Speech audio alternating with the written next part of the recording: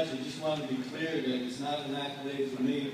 I have had the honor, and I have been blessed to be able to be part of Honor Flight.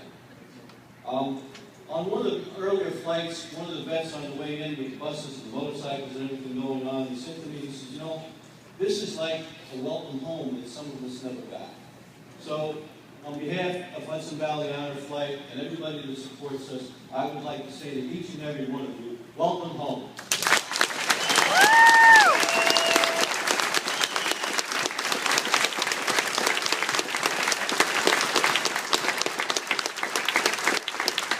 We're going to have a good time today.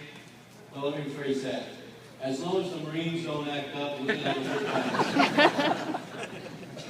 One of the Navy guys had a question for me. I told him not to answer it publicly.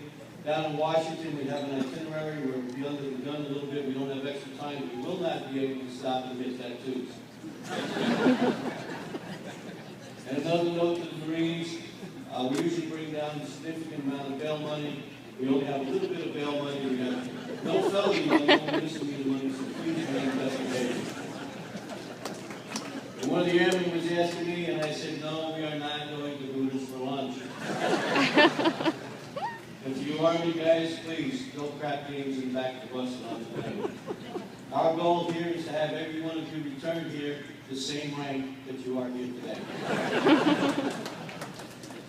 I just want to say one other thing before I get into other stuff, before I move on, and that is, I was in this building yesterday, and yesterday it was merely an airport. Today, it is a room filled with love and respect and honor and gratitude and appreciation for our World War II vets.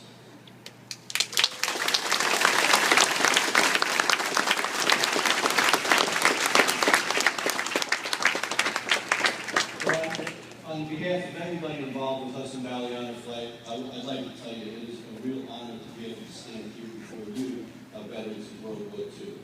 Please note that this is not just a Hudson Valley Honor Flight endeavor. We can only do this with the support of the community. You need to know the admiration, the respect, and the gratitude the people of our communities have for you. You know, when we go out and ask for support, the response is overwhelming.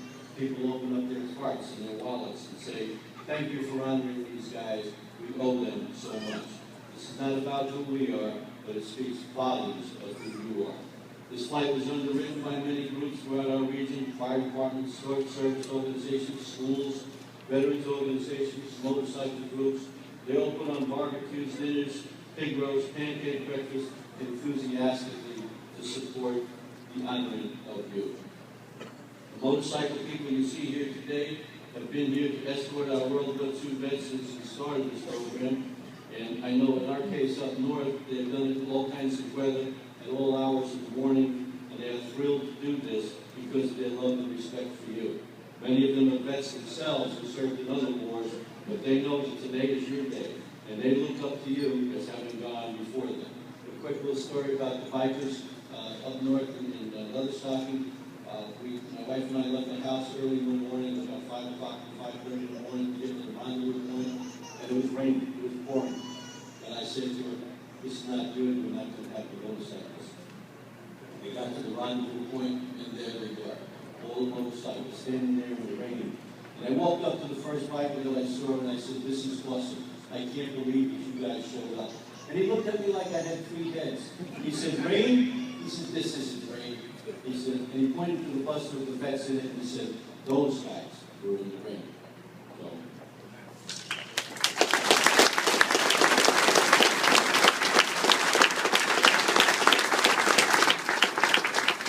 When you came home from the war, you came home with a great sense of pride and a sense of accomplishment. And that sense of pride and accomplishment was well earned and well deserved. For you would turn back the Axis powers that already had a foothold on most of both Europe and the Pacific. Those powers were hell-bent on dominating the world in a very cruel and inhumane fashion. You turned them back, you defeated them, and the world was once again free. And for that, not just the nation, but the world felt a deep and profound sense of gratitude. And today, this day, we encourage you to renew that great sense of pride and accomplishment, and we will remind you of humanity's deep and profound sense of gratitude. Each and every one of you played an important part and the successful outcome of the greatest war this world has ever known.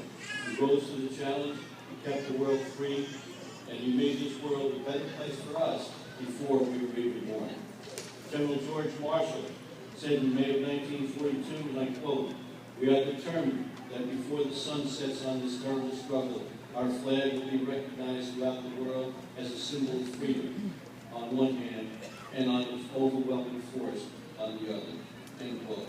You accomplished that for our nation and the world, and for this, the members of Hudson Valley Honor Flight are extremely grateful, extremely proud, and forever in your debt.